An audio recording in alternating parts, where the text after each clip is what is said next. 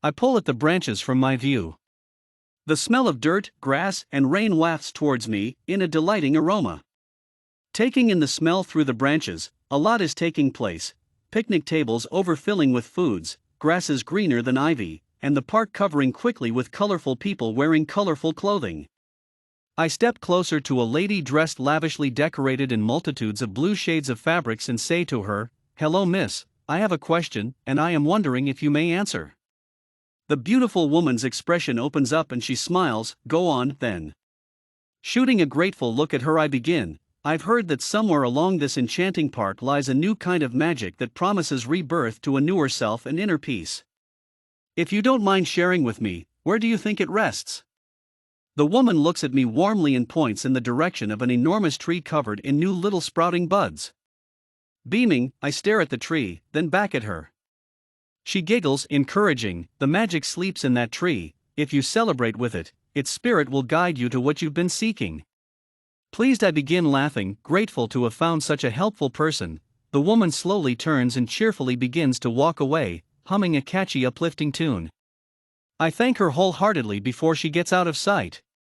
Looking at the tree, I begin walking closer to it. Getting closer, an abundance of people began to clear up and many are sitting next to the tree. Nature's sweet smell fills my nose as I take in a deep breath to reassure myself that I was in the present moment. Willing myself not to be shocked, I maneuver to an open place of grass and sit on the soft earth. Looking around, I take in and see that everyone is chatting, laughing, eating, conversing, drawing, and/or reading. Trying not to become distracted from my mission, my attention draws back up to the vibrant tree. Taking off my backpack, I unzip it, reach into it, taking out my journal and pen. Opening up my journal, I glance at what's written there. "You glow differently when you are healing. Everything that made you a victim is not your definition. Your life's purpose is to be doing anything that makes you satisfied and fulfilled, or maybe highly content. There is so much more to you than what any situation, thing, or person has put you in and through. It is time to stop ignoring the call deep within. To stop telling yourself that you don't deserve small moments of happiness leads to more happiness. To let yourself feel. Let yourself be in the present moment and simply feel all your senses. You deserve to be loved so dearly that you wouldn't believe that it doesn't exist for half the world. You deserve to be held so dearly that you feel safer, happier, and more joyful. You deserve to be doing something that makes you so happy that the sun will forget how bright it shines compared to your brightness from within of happiness, contentment, and fulfillment. Pausing, I lift my head and stare into the clouds. They are bright, welcoming the sun's rays as they land throughout the earth. Sun rays hit me and I bathe in the warmth, feeling the richness of a hug that isn't physical. I put my hands on the ground and intertwine my fingers with the grass, feeling the coolness of it. Feeling the magic of peace and serenity laying over me.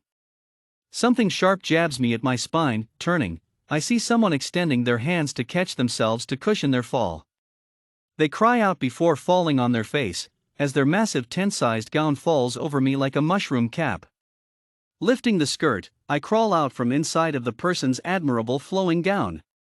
Flattering colors of coral, salmon, and peach were exquisitely knit together in mesmerizing ways, that each way the fabric lifted, it glowed cheerfully in the beauty of its colors, complementing the person's figure altogether. I stand and move over to the mystery person. A deep groan comes from the dress and I ask, "Are you all right in there?" No one replies. Aimlessly, I search for the person's hand through the large amounts of fabrics. Worrying, I shamelessly feel around for a face. Like a butterfly shedding out of its cocoon, a head of dark dreads pops out, along with a face that complements them. Straight, dark, and firm brows, with almond-shaped, enchanting, cinnamon-colored eyes, a strong fitting nose, along with a strong sharp jaw and a full-lipped pink smiling mouth that rose with a muffled laugh. I start laughing too. It was so ridiculous yet spectacular to have met such a strange yet beautiful person. Though this was our first impression of each other. I wonder who they are and how they fell over me. I peer over at the person, bend down, and begin dusting off their dress covered in grass. Smiling into their face, I ask them, "What's your name?" They blush and look down, replying, "Lend, my name is Lend." I so freaking apologize for that. I was I was late for the Spring Park Festival. I was trying to I cut Lend off. You're fine, though you shocked me. I accept your apology. You don't have to explain anything to me. Let me just ask, are you okay? That was a pretty hard fall. Lend blushes even harder, his face darkening to a bright red. Gush, well thank you for not blowing up on me. You're right, I won't explain. I am okay, although my bum aches. May I ask though, what is your name? I look him straight in the eyes and answer, my name is Nona. I'm here on a goal to just try and have hundreds of people fall over me so that I can meet them through unusual circumstances. Lend cracked a smile then whispers, hey, I know we just met and all, but how do you feel about the idea of me making a gorgeous dress that complements your eyes? I know that sounds kind of creepy because we've just met, but your eyes are the most subtle colors that I have ever seen. Like after a storm passes and a bright gray blue sky comes through. What do you think? He asks. I look at him and back to his awfully beautiful dress. If I let him make a dress from his inspiration of me, I wonder if in return he could try and inform me of the best ways to celebrate with the tree to reach inner peace. I offer to lend my hand, which he accepts firmly with a look of gratitude.